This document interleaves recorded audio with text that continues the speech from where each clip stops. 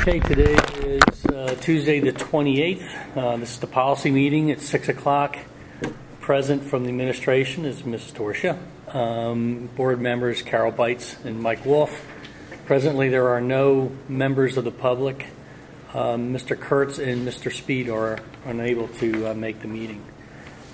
Okay, so what I wanted to get accomplished today, as you know, was first to review the proposed language from the solicitor, and with respect to the conflict of interest policy. I think that should assuage anybody's concern about having jurisdiction over the board, but in the process by which they would, the business manager would bring up to the solicitor if he felt there was a conflict of interest. So Mr. Kurtz already gave me his thoughts on it. He was fine with the language and sending me an email to state that. Carol, are you feel comfortable with that? Okay, thank you. Yeah. So let's move that to first reading then. Okay.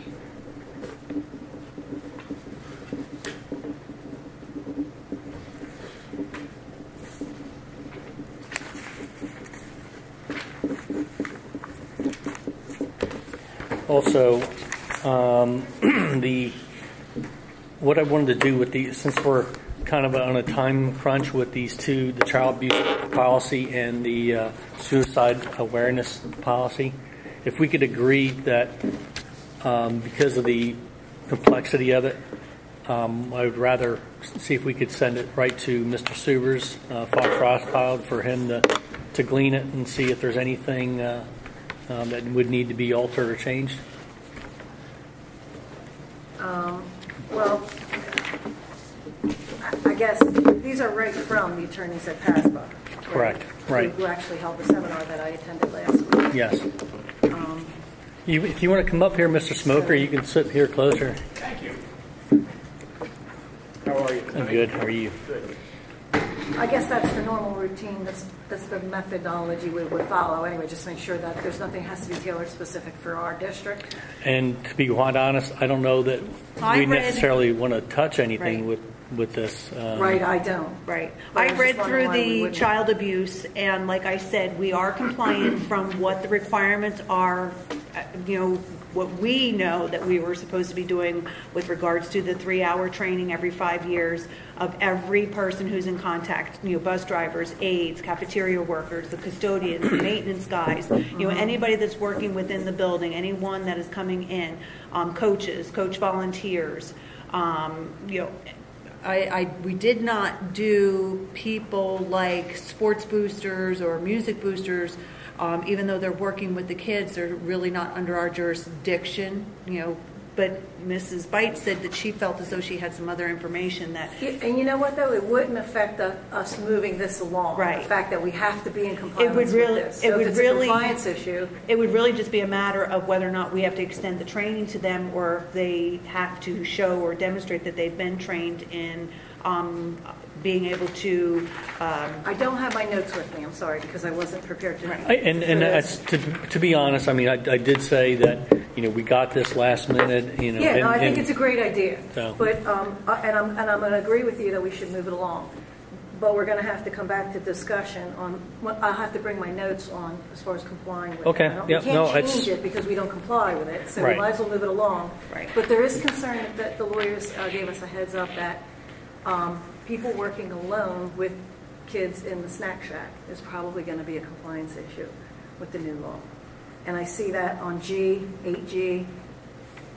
I'm trying, I don't have my notes, so I'm all right. winging it here. But anyway, right. That's going to be how we apply that internally, and I'm more interested. Bring my other notes. And we can continue to talk about this and get it on the next agenda.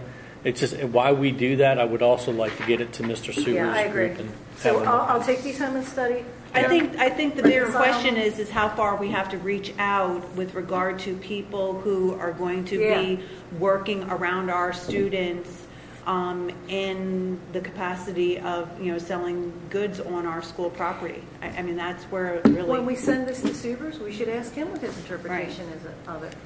To what typically effect of our community organizations. I can only see. I'm really familiar with the football games because that's where generally the snack shacks open where I volunteer, and there's never a situation. There's kids. Obviously, there's kids all over the place, but they're not in the snack shack. They're certainly not in a position where they would be one-on-one with procedure. Now they were at the softball tournament, and there may be smaller events that are not as well attended. That we just may need to change the way we implement it. Like the policy, just say, okay, we can't have that, or those groups will have to have people who have completed the training. And this is more about identifying those students who may be victim of child abuse. And them being mandated reporters. It's not with regard to their clearances or not being able to work with children. It's about being able to identify. Okay. So that's why they may not have to have that responsibility, because they're not really working for us in the capacity of working with our children, whereas a volunteer that's coming in, or whereas a bus driver is having close contact, where a custodial, that's different. So okay, I'll do better with my notes from the meeting, so I'm fine with that for now. So we'll. And I had given you a copy of our old child abuse policy, which is it doesn't even have a date. That's it. So I just wanted to show you that anything that we move forward is going to be far better. And the numbers are off. I mean, obviously it would become our 805, not 806. So. Good. I'm good with that. Okay. So I'm moving child abuse to Suber's office for legal review. Mm-hmm. In the suicide awareness prevention? Okay, suicide awareness prevention. I have provided you with some additional information as well. If you look, I provided you a handout that we received, Rob Hurley did, telling us that beginning with the 2015-2016 school year, schools are going to be expected to adopt this policy and to begin implementing the policy the way that it's written, and that's saying that there's got to be 4 hours of training in youth suicide awareness every 5 years to our professional educators in school districts. Okay, so that's one thing, which is much like the child abuse one. They have to have 3 hours every 5 years on how to identify a child. This will be important because then we will begin that professional development at the start of the new school year with those professional development days that have been built into the calendar. We would not be able to begin that instruction prior to the end of the school year, not enough time. But I just wanted to give you this information that we have received, and to let you know that my administration has already been aware of it, and the timing of this policy coming in was very good, because we were going to be coming to all of you and saying, we know that's there, we know we need to adopt them, so let's go forward. And again, this really comes down to educating the professional staff, and then what we're going to do to help educate the students to become aware of it and how they can help one another, or in order to prevent it. So that's like a self-reporting mechanism, not self-reporting, but if they have a concern about a student, how to go about it, and risk factors for them to see. Because there's a lot of confidentiality that would come with that. I see that it says develop a model youth suicide awareness and prevention curriculum. And there's available to all entities. They did provide different resources for curriculum. That's an attachment at the back. Okay. And the Department of Education, I believe, within the handout as well, has some direct links too. It's in the back of the policy, Carol. They had attachments that were sent with it. So once we have this adopted, then we can make sure that we're complying with regard to how we want to do this. I would tell you to assign Rob Hurley as the coordinator of this administratively. He does already oversee the guidance counselors and the nursing staff, so he's working with them in monthly meetings, so it would fall neatly into his area. So I see the number of hours designated for the teacher training. Do you have any idea what they're expecting, like out of curriculum? How much time will we be taking from the kids out of curriculum every year? Did you see any time No, frames? I did not see anything along those lines, and I think it could be Like one Right. what do they call it? Assembly or, Assembly you know, a year or something? So yeah, they're not they'll particularly- figure out something out that way. At the middle level and elementary, well, it's for 6th grade through 12th grade. So at the middle level, it can be done through a guidance lesson. You know, a teacher could come in, or a guidance counselor could come in, do a guidance lesson with regard to it. They'll figure out how to best You don't provide it, expect it but to we will bring the curriculum through the curriculum committee. I think Oh, that right. should be the That's place right. to start. Absolutely. So that would have to happen early on. So Good. I would say, you know, to look at that for July, Yeah. August, so that we can get some approved curriculum and, you know, be able to get right into being compliant with it. Yep. The training part of it, though, when we did the child abuse training, there was the IU wasn't coming out to do it because there was such everybody was trying to get their training in on time, and there was a online program, and I can't remember what the name of it is. I was trying to dig it out. I know I did it in December of 2013, and I did like 6 sessions. I was so well versed in child abuse, it wasn't even funny. But I will probably ask them to go back and look at that resource for training because it was very nice. It laid it out in modules. You had everybody more or less sit there. There was a follow-up with the testing, you know, procedure right afterwards to make sure everybody was compliant and followed through. And it was the easiest way. And then it was electronic. You could get your certificate written Kind on of like saying the that you. concussion training? I don't know Yeah. if you've seen that. Yeah. 'Cause that's how it is. Yeah. It's like 5-10-minute modules. Yes. And you have to complete it Right. and get your little certificate. Right. This will be much longer, 4 I'm sure. hours, so I'm not sure how that'll break out. But that would be a good way Right. to- I agree with We you, did the yeah. 3-hour increment in 3 hours. We kept them. As a group? Yeah. You all did If it? I did the cafeteria workers, all the cafeteria workers came and I set up a time for them. Same with, you know, the custodial maintenance. I think that was the hardest one to get them through. But I set it up in blocks of time. And the computer lab, they all sat No, down we at the actually lab did together? it in the auditorium, and they didn't have to do the answers right themselves. They had to just go through them, and I had a written test that they could, you know, complete. So How'd they get their certificates and all then? it was just a matter of complying And then you were able to issue yeah, them? yes, and participating in that 3-hour training. So we did that with the professional staff, and then the professional staff could do it at their own computer. And then because they were such a larger group, they could go in and, you know, take the test on their own, you know, without it being That sounds paper like and a good pencil. plan, too, to address it. So that could be the way that this 4 hours will work, but can't get nothing for 4 hours.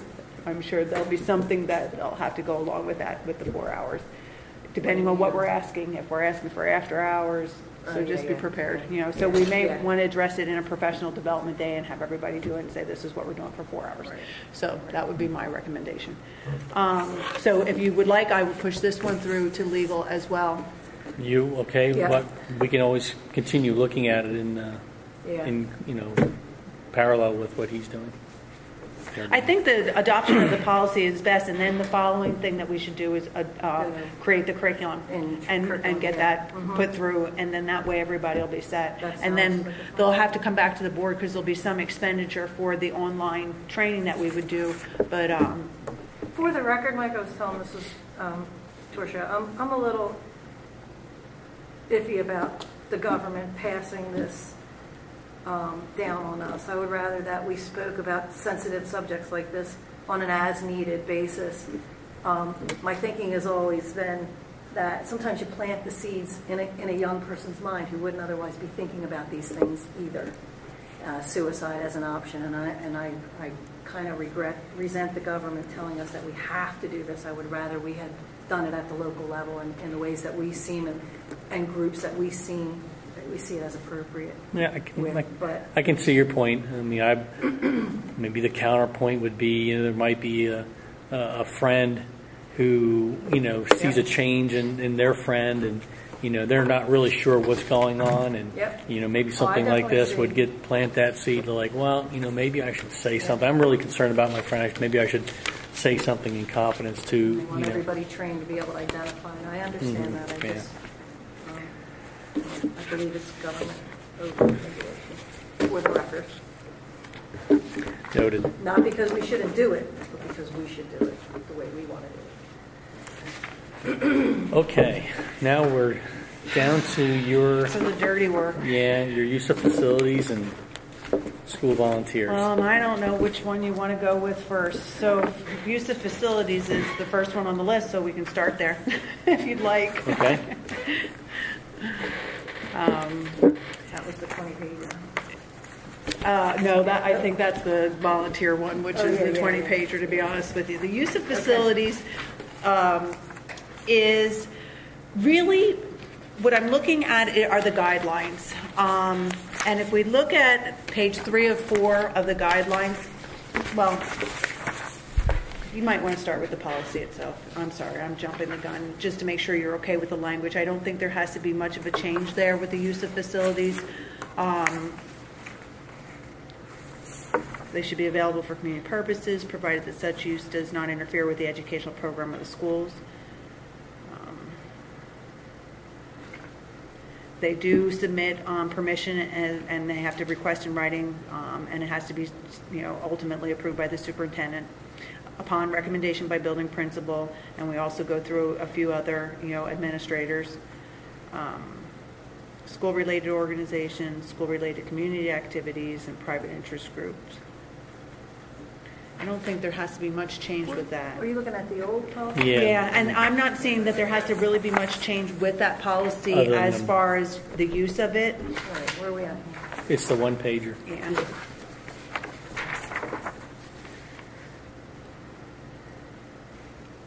So I'm confused on where. Well, what you I'm wanna more go with? concerned about is the guidelines, versus the- right? Okay. Because that seems to be where,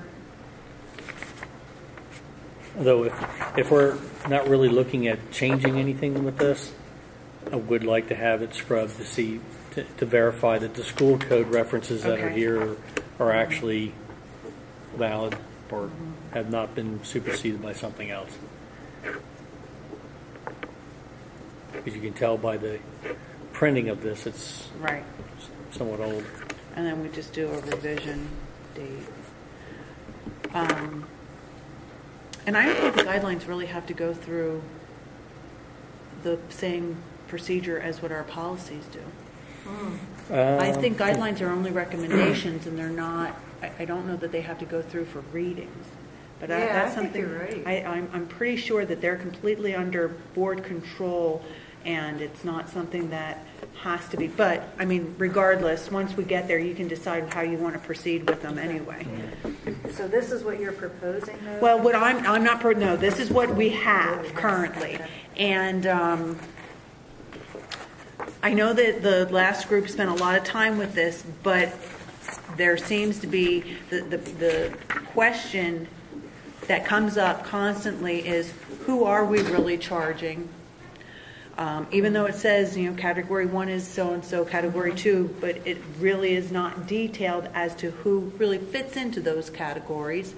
So there's been a lot of no charging going on. There's, because it's our community groups, but then there's been conversation by the board that, if they're using our facilities and it's costing us something, then we should be getting something in return, even though they are, community, youth, leagues. So that's really where I wanted to begin the discussion, not to jump, Right. the 2 pages, but, So what are you thinking? What's the intention of who should be in category 1? in listening to the board, my thought of who should really be in category 1 should be people who are raising funds for the schools that directly come back into the school and support the students. So your PTC, your music boosters, your sport boosters, all of those funds go right back to the student and the program immediately. There's, no one else that they're paying or if they are, it's again as a fundraiser to support the funds that they're trying to raise. Blazer Foundation. So those were the four that I felt, from my recommendation, but certainly Go ahead. the board. Why don't you tell us the other two? What are you thinking on the other two categories? The next category, the category 2, I feel should be the youth organizations that are using our facilities quite a lot. Blazer midget football, Blazer midget cheerleading, the Amity AC basketball, Blazer mat club. They are using our facilities on average 3 to 4 days a week, not typically weekends, but they have rotating students in our buildings constantly. Or they're using our fields. The Blazer midget football team has 4 home games every year, and they're using our turf stadium. So, people are coming in, there's trash, there's bathroom facilities, there's different things going on. And when I had spoken to Michelle Goss, who works really hand in hand with these community members, they felt as though they could support a flat rate, but being charged like ongoing rates for every single time, that they would never be able to afford that. So in her conversations with them, they said that they would certainly be open to discussion of like $1,000 to $1,500 per their season. Remember that contract that somebody had, was using the field? But the football team or the Was it soccer team? The soccer was it team. Rage, the Rage soccer team? Remember Rage? Shouldn't we handle it like that, at like the contracts? Well, and that's have what a regular right. That's what that's what I was thinking with I like that the idea. administration, that here's a flat rate, and then that way and a lot of times there is trash remaining. I know as the building principal at Amity Elementary Center, and I'd have these basketball groups come in, something would always be awry. Yeah, well, and if they're using the lights compared to if they're not using the lights, that should all be factored into that. Right. We're not looking at charging Discussion. the midget football team for using this field here. There's really no cost to the district for that little field that's been attached to Amity. That's kind of like an overflow for them. But when we're looking at the maintenance and maintaining the fields and lining the fields and keeping them cut at the middle school, certainly there should be fees there. Using our Anything that the school teams would use, any field that the school teams would use, there should be a fee. Well, my understanding, correct me if I'm wrong, the middle school fields are handled by Amity. Right? No, we assumed those. They were handed off to us last year. Okay. Yeah. So now they're ours. So we schedule them? Yes. So we schedule them. Yeah. Michelle has been given that heavy task. Starting, this really went into phase this spring. She didn't have so much to do in the fall, but yeah. She was supposed to have been doing them all along, though. Well, So they found the license. yeah, but they never pushed it back. They never pushed it over to her. Right. Yeah. So we're just getting, compliance Caught up now with for them. these contracts. Yeah. So, and then there's the Community Rec Center, who are all of our, are primarily Daniel Boone residents and students. They're they're not for profit, and they will use our auditorium a couple times a year at the middle school for a dance recital, because they do have dance classes there. So I would put them into that category 2. There's another dance studio. They're called Step One, but they're also a community dance studio that uses our auditorium. I would put them there because, again, their students, their classes are made up of Daniel Boone students. I see what you're saying. So they're not really making money. They're just providing a duty. I think probably Step One is making some kind of money to be able to operate, but I don't think they're making tons of money to where we need to go over and above. So I could see them paying the $350 the way it's posted here, but I think there's some changes there that need to be made, and this is going to take longer than obviously one meeting, and I think we need to have more members here to really discuss it. But that's my suggestion to the board to start. Right. Well, I guess the first step would be to go back through, according course of time and see who it was who asked to use all these Yeah. facilities. And I have and then that go somewhere. through and, Yeah, if you can give us that and then kind of just a go ahead and report. start putting them into categories that they. And I think Michelle Goss has that because I've asked for it a couple of times and I couldn't put my hands on it, of course, for tonight's meeting because I.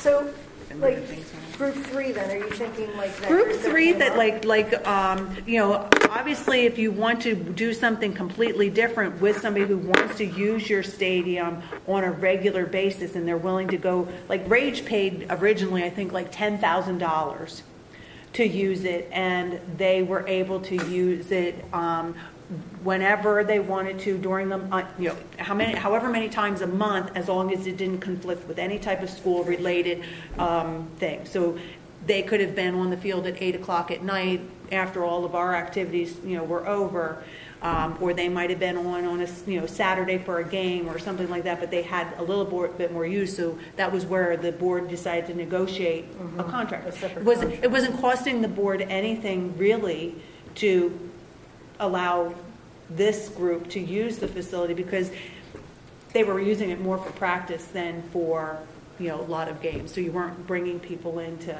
draw more trash or have problems that way. But like when we have there's who's the football team that plays on turf, whatever their name is, they typically are charged the full price because they are definitely a for-profit organization that is looking to draw crowds into a stadium. I don't remember what their names were. Yeah, I can picture them, but Yeah. I want to say the Bandits. Well, I think you're right. I think it What was is. it? The Bandits. I think it I- is. The Reading Bandits or I don't know. Ah. But anyway, some of those people, you Right. obviously want to stick to these things. And then you want to decide where do you want to, put Relay for Life. Well, I think, with we're seeing with the contract for Relay for Life using the athletic field, I think that's appropriate.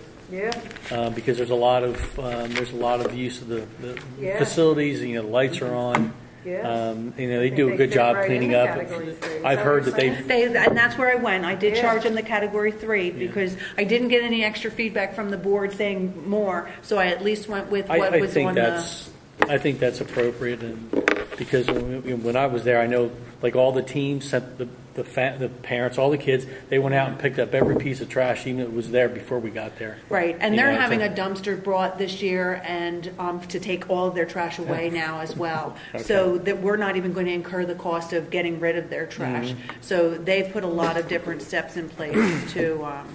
Yeah, I think just moving forward, it's a lot easier if you have a reference guide, a reference table. These are the organizations, and how so that we're Yeah. we're treating them the same every time. Yeah. And if there's an issue, it's not up to someone's judgment. Discretion, yeah. You think, this is what we've been doing. But if there needs to be a change, well, then it should come to the board and like, all right, yeah, so and so they feel that $50 or $25 to use a classroom is burdensome.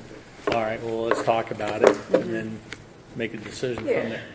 Yeah, because we also have, Odyssey of the Mind. They come in and sometimes use a classroom. Sometimes we have a Girl Scouts coming in and using a classroom. There's a lot of, so that's, I'll get a chart and show who's using our facilities, what facility, and what time frame. So it'll be organization, facility, and then time frame. Okay. And, I'll come back to you with that. Now, And what you're proposing for the categories for them? Or Well, I you think just- we'll leave, you I'm given a list? just going to give you the Okay. list of who's using, and then we can really, I don't think that these fees that are here are out of line.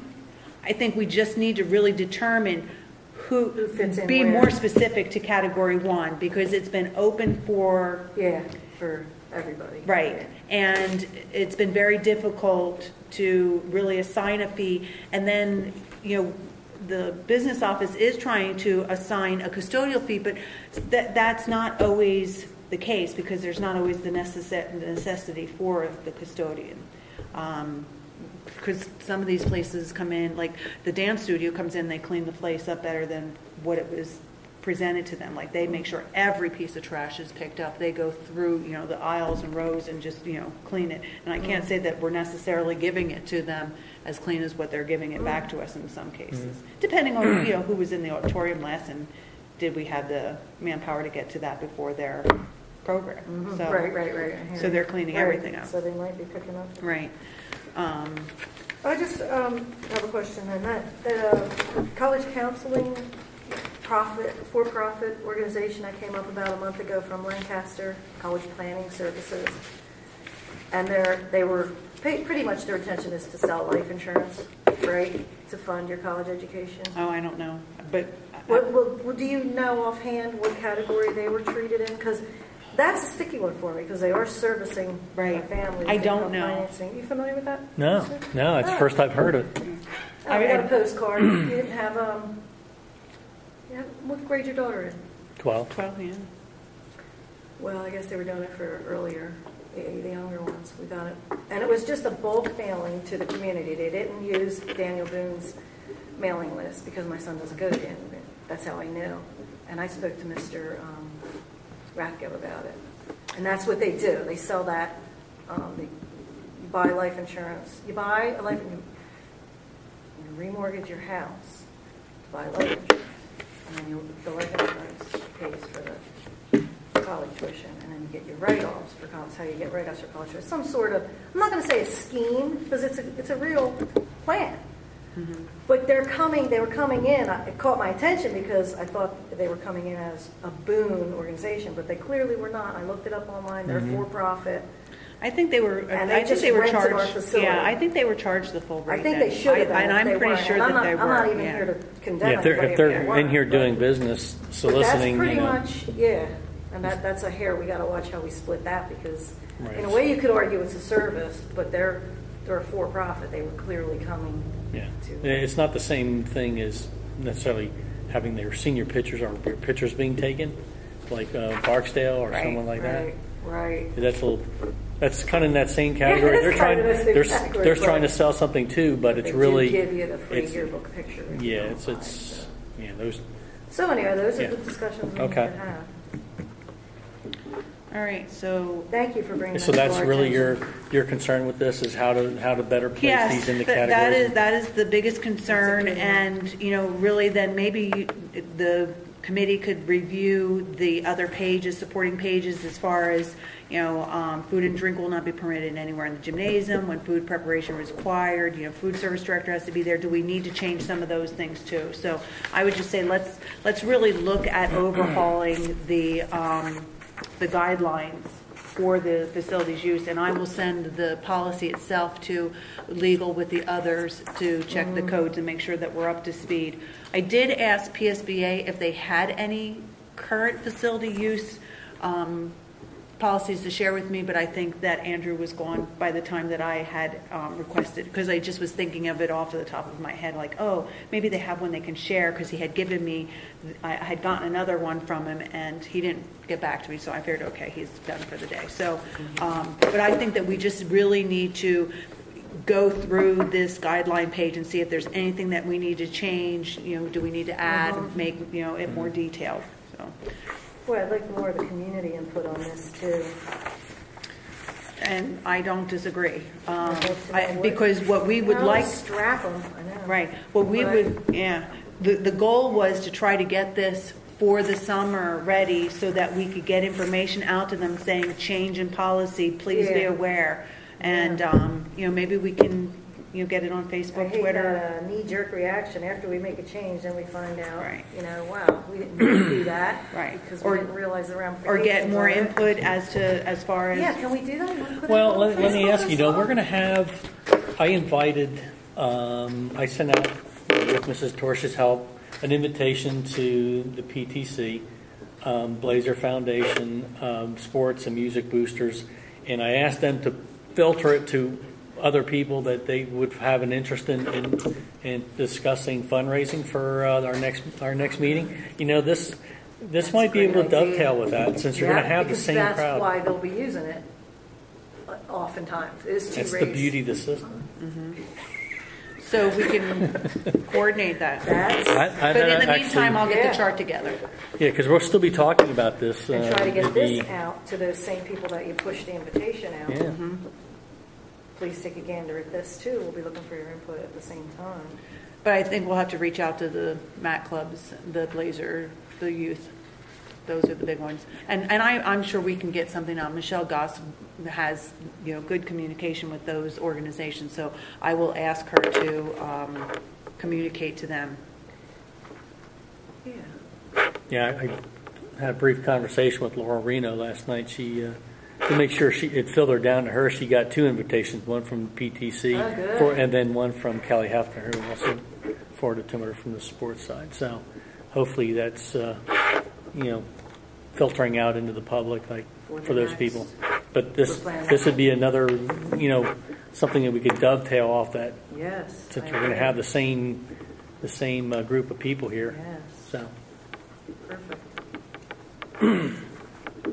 So in the meanwhile, the committee members should read this too in preparation. Right. And any other information that they would like to, delete or add. Right. Is my recommendation.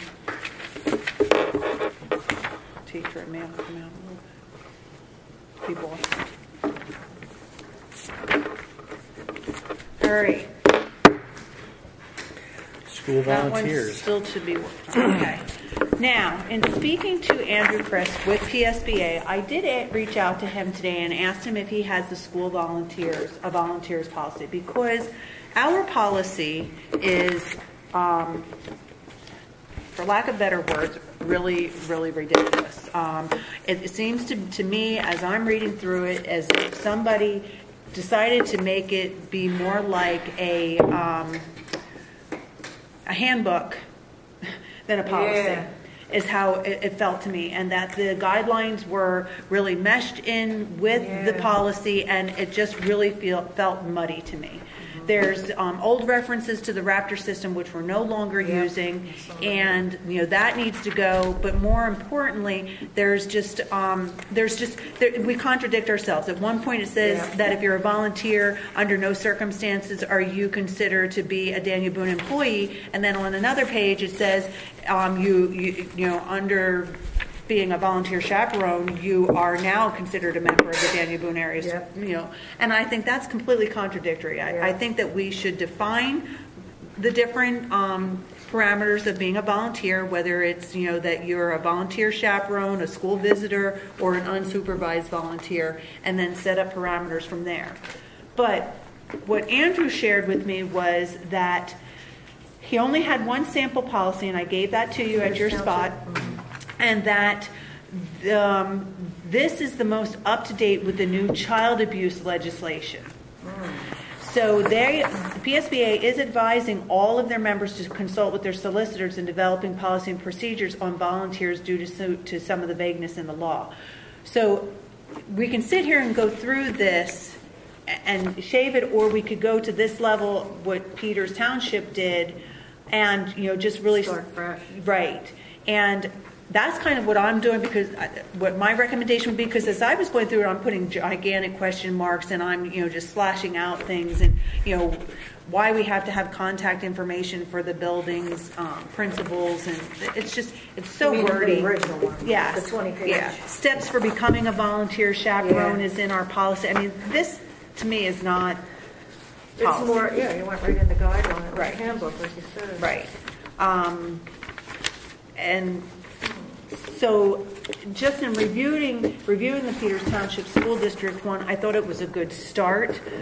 I had cautioned Mr. Wolf that these two were going to be ones that we're going to tackle and may take on the same approach that we did with the boosters policy, that they're not going to be resolved in one or two meetings, that I think you're going to have more conversation, more opportunity to read and research, but because there's so little out there. I wonder if it wouldn't be wise, though, to get this on the books. Yeah.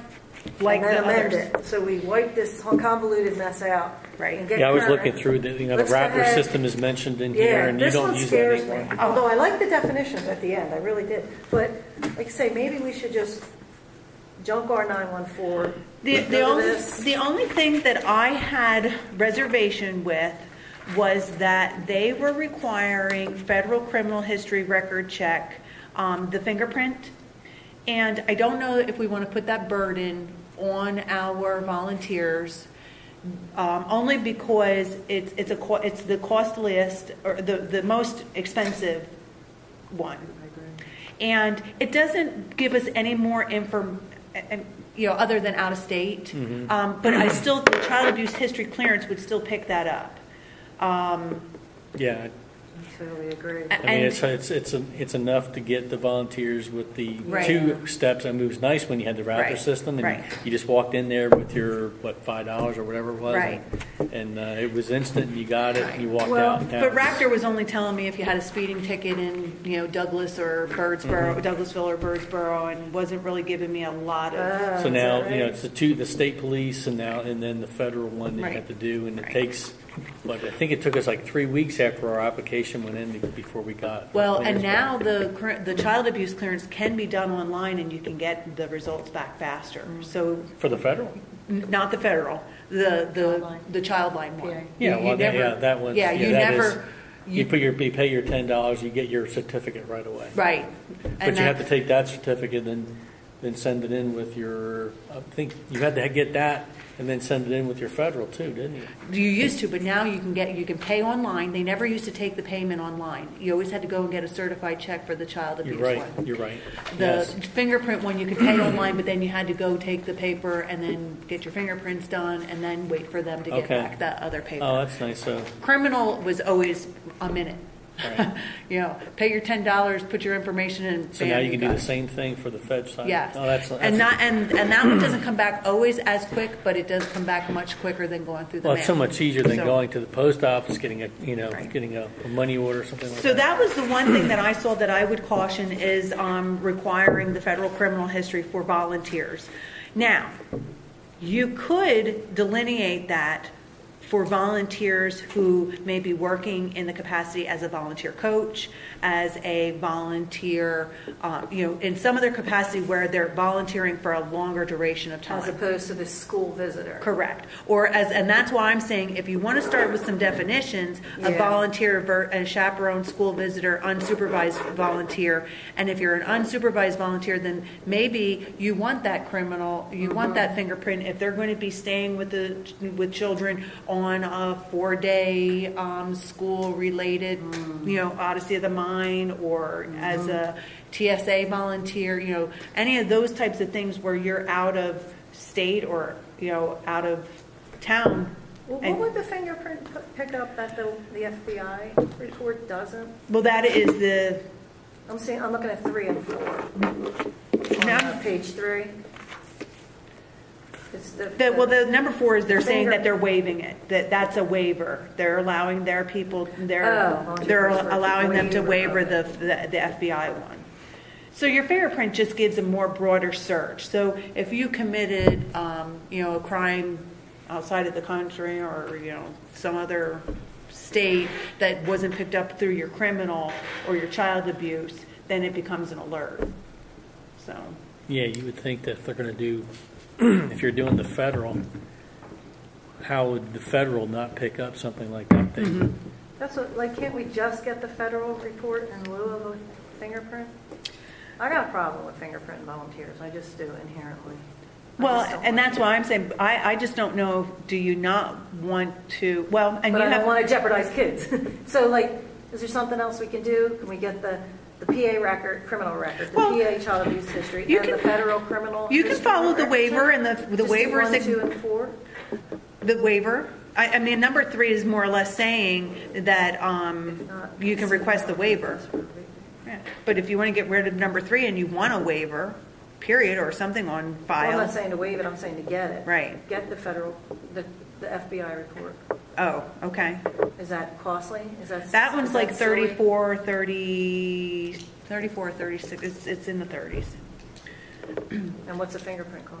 That's the same. To me, they're the same. They're the same. So can we just do 1, 2, 4, and 5 for the high end volunteer, for the high end, hands-on. I understand what you're saying. I'm not familiar with the federal criminal history. Volunteer request. We've never had to. Even teachers don't have to do an original federal criminal history. This is the fingerprint. That's the fingerprint one. If you're seeking a waiver of 3, you have to get it. I'm reading this as one or the other. Number 3 and 4 are the same thing. federal criminal history check. Not seeking voluntary waiver. Oh. So they're not making them, they're saying that they would allow them to waive that one because of the reasons that you might be stating. So really, they only would do one and One and two. two, which is what And which is what I am requiring right now, currently, without a policy.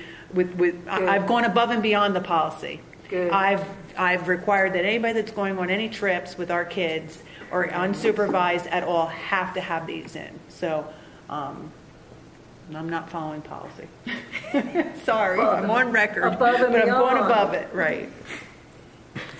So, I think you need to read through it, digest this. Yeah, let's, And because I then- think we do have to build in some Because definitions. as I was breezing through this the other day, there's bullying in here, and I know. I mean, There- and we already have a bullying Right. policy, and And we also have a harassment policy. yeah, that's and, all. Like right. you said, it's all Yeah. contained in here. It's like, Yeah. wow, this is really I like all the idea encompassing. I like the idea of this, knowing this is all in Okay, to but date, and I love starting from here. Right. Mm-hmm. Yeah, I think it's a good idea, Clean, right? You know, the references are good, so if we just maybe, Yep.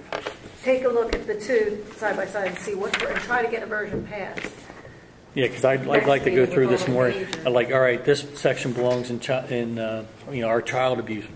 This one belongs in bullying. Yeah, exactly. And then see what's left, and Yeah, then this is guidelines, not policies. Yeah. But definitions, I think we definitely need to put. Definitely, I do the too. different That groups, was- different classes of That was my recommendation, volunteers. yeah.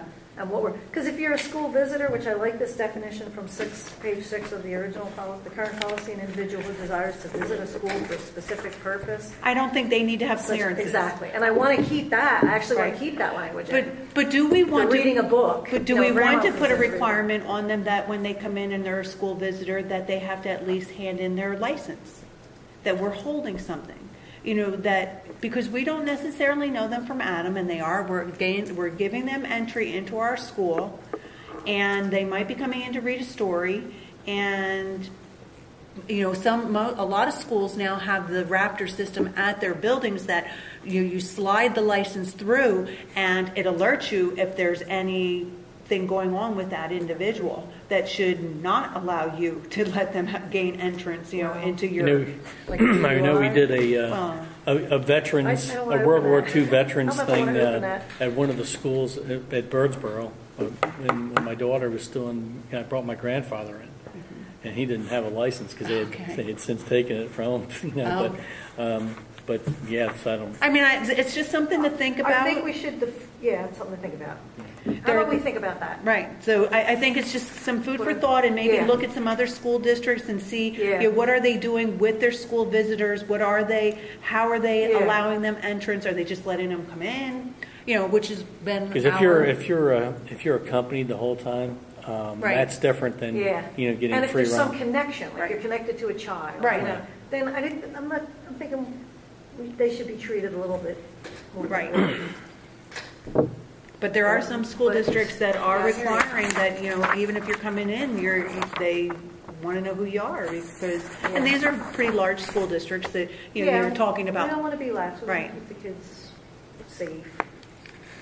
So let's think about that and revisit that, and with the intention of trying to get something moving up to full committee at the next meeting, even if it's not the final, and agree to finish polishing it in committee. We'll have to disseminate this to Larry and Connor so they know what we're doing with Yeah. these. I This will- is what we'd like to get to, but we're going to Yeah. go through this policy 914 and just remove all the bits of it that are duplicates in other policies, Yeah. and then see what's left, and See what's left. see if there's something we want to add to this Yeah. new policy. I think Or, we definitely have to do that homework before the next meeting, I will as scan. well as the use of school facilities reviewing the guidelines. Right. I will scan the policies to both Mr. Speed and to Connor. I And already. Oh, they don't have. They have 914. They don't have this one from Peters. Right. 916. Okay. That's great. I'm glad we have I thank you for that. We have a current version of the policy, the volunteer policy, that is compliant with the latest and greatest regulations.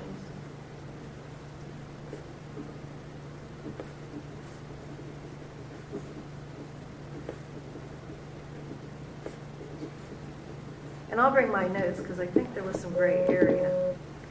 I think there was some gray area in the law that the lawyers were talking about at that PASPA seminar too. For instance, volunteers, well, never mind, we'll go into it next week. Okay. All right, what do we? All right. Next, we were going to talk about uncompensated leave, and that should be not too difficult. Hopefully, that's in your packet. Sandy can put these together for us, and I didn't get to that one, and so I apologize. That was future business. Yeah, it was, and so we're not prepared to talk about that one. But it's a one-pager, uncompensated leave, and we really wanted to. My son's texting me an automated message. That's all I'm worth. At least it means he's all right. What did I get? No, I'm going to be tongue-tied. 419, I couldn't say. Right. It's really to look and review at the professional and classified staff requirements for uncompensated leave. There's been more of a request for uncompensated leave for vacations in the middle of the school year, for, additional personal time use, and it's usually taking an educator out of the classroom for a whole week, for 5 straight days. And so it's not so complicated with our classified staff. We can usually manage without them being there, and typically we're talking about a completely different bracket. You're taking a teacher out of a class and they get a sub, and that, of course, that's never as effective as the teacher. So currently, it allows for some specific reasons, and that you can only take one every 5 years. But I think that we just need to really review the language, and it's a one-pager. And what I could do is if it's not been forwarded to you, we can get that out to you, and then we can. I have it saved, but I don't know that I distributed it to everyone. Okay. So, I mean, do you want me to bring it up here now and read it aloud? Sure. Because I can have it in minutes. What is And Mr. Suber said, we're free to change this as we feel necessary. However, those changes have to be communicated to the professional staff before we implement. Part of what the policy states is that you can't request uncompensated leave before or after a holiday, like President's Day, or even around the Thanksgiving, those types of days. And I've had to educate our staff on this, and when I would deny it, because I would go back and say, you're going to need to reference policy with regards to your request. I can't, and then that's where we had law. But I already paid for my cruise, or I already paid for this, and so they are taking. It is most commonly just vacation. That's what I'm seeing right now. There was one instance where one of our teachers did ask for uncompensated leave because she was getting married and she was marrying a serviceman. And she only had a window of time to be able to have that happen. And that was really, I think, the part of that policy, because that is listed there, if for honeymoon or for, something that you have no control over the timing of it. Let me ask you this. Do we need uncompensated leave, or can't we just make any kind of uncompensated leaves automatically be requested to the board? Or couldn't we strike it, or is there reference to it in the CBA? Why wouldn't you have the superintendent be the gatekeeper? And in they're not the board. Well. And because I'm sorry to interrupt you, but the business office is the one who's tracking this to make sure they're even eligible for it. So I think it would be. I think it should stay at the administration level to administer, and then for us to just approve. Yeah. But do you think that we need a 419 at all? Is what I'm saying. I think you do. I think you do, and I To think you define- need to really look at Okay, how just a there good might be some definition. recommended changes. Why are you denying my request? Where does it say that I can't take vacation every year in this, for the first 2 weeks of Or December? take a day off. It's not costing anything. Well, it's costing you the. That's because we have this policy that says you can't. Right. So.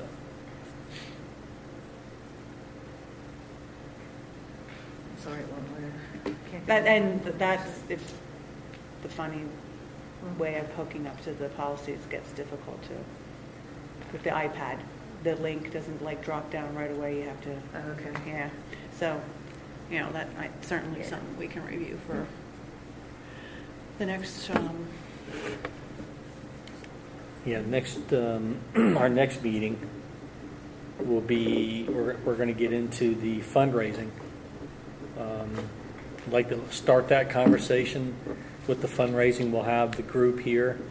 Then we can move into the use of facilities, since they're, Right. hopefully it'll hang around and it'll dovetail Yeah. with the fundraising. And Mrs. Torsia, for that meeting, could you make sure that we all have a copy of the current booster policy in front of us, so that we make sure we don't venture into parts that are already covered under the booster policy?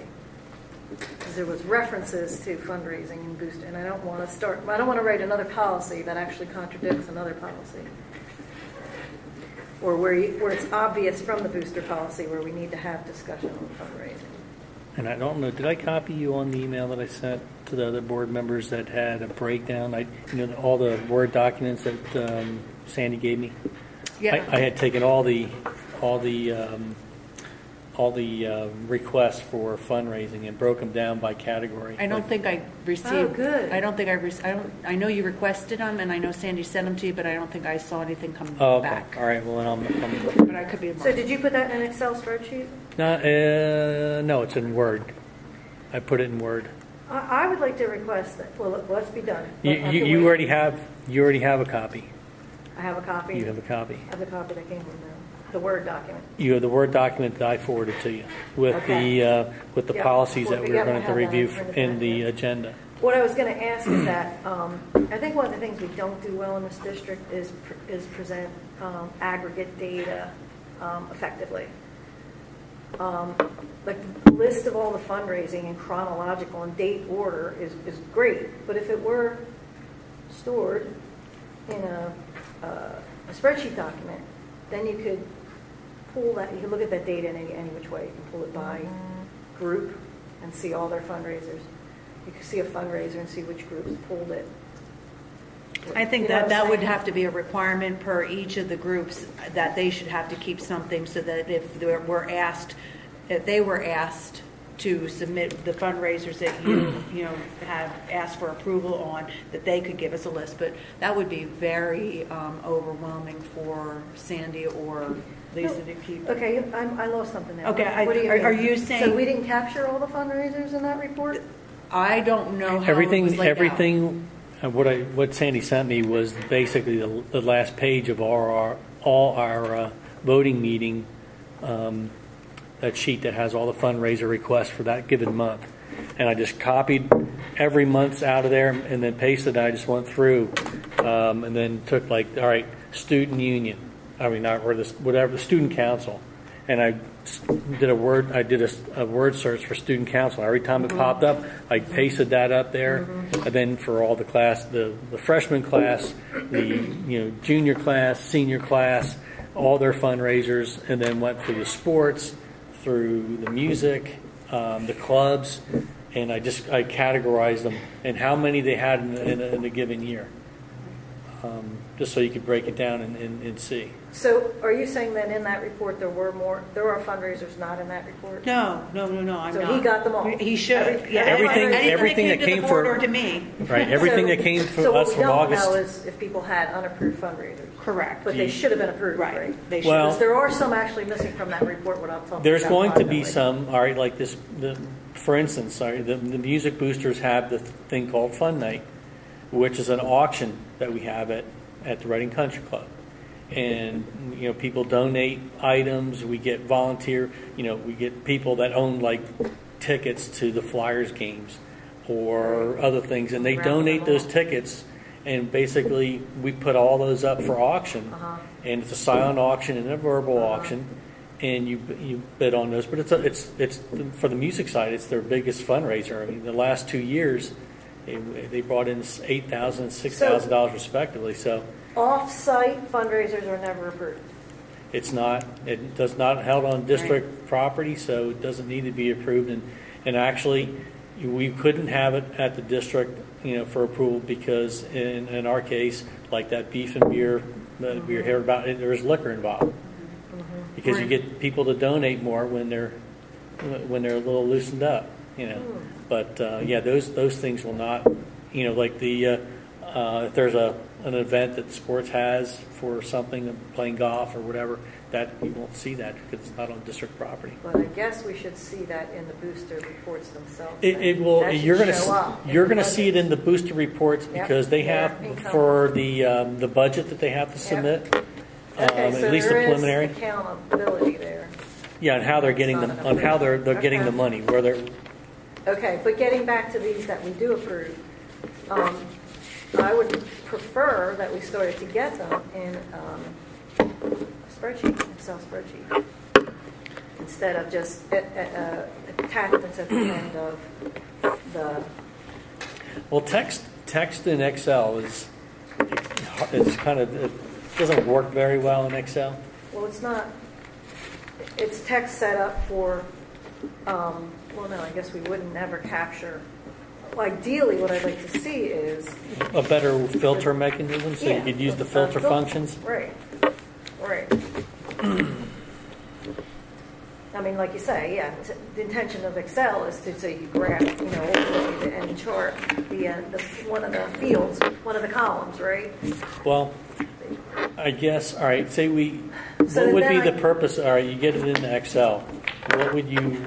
How would you manipulate the data? I would like to see is how many fundraisers each group is having, because one of the complaints we've had is that some groups are doing fundraising on steroids. So at any one point then, I could keep track of how many fundraisers that group already had year to date, and then that should affect whether we approve any more, whether the administration approves any more. In fact, that's what I thought, with all due respect, I thought that's what we were going to do this year, because we wanted to control. We wanted to watch how many fundraisers, for example, Relay for Life was having, because we thought they did a little bit too much last year, that they were sucking donation dollars. And I have to tell you that one was scrutinized the hardest, So and things were sent. I didn't track, but I sent back. I sent back. I was going to say, how did you did. I mean, track? it is broken out in that sheet that I sent you. It is broken out by. If we keep a better record as we go, nobody has to sit down for 4 hours. I kept track as that if I saw a group coming through that I knew shouldn't come through, was denied. That was how I kept track, and they didn't get to do their fundraiser.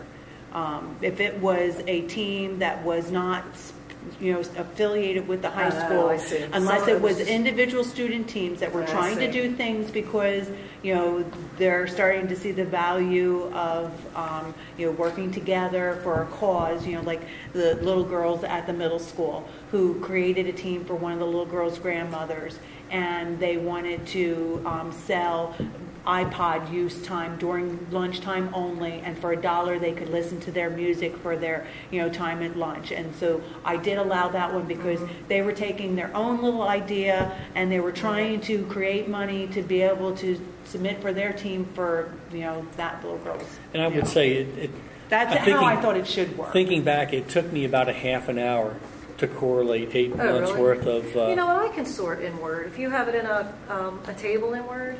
Did you create it in the table? Because can we do that? I have people that do all that for me. I am not an advanced user by any means with Word. Excel is a different story, but. Mrs. Torsia, can you gather that fundraising information in a table in Word for us and forward that? You can share with me what you already put together. I mean, what would be the just difference? a matter of, Going forward. I don't mean going You have backwards. you just a matter of developing your categories, and then it gets continually added. I'm trying to think of the best way to really manage that, Carol, because even for it to come through my desk, I mean, the two girls, there's no way I could put that it wouldn't be any more work than what they're doing. Just like when Sandy prepares the list for that for the meeting, the upcoming meeting. All I'm saying is that instead of putting them on their own sheet of paper, she puts them into the existing one that we already have. And then she could just, we would always have the year-to-date then. Oh, no, then we wouldn't have the... You have to think about that. Yeah, let me think about There's that. probably a better way to skin the cat, so it's Yeah. not too burdensome. Yeah.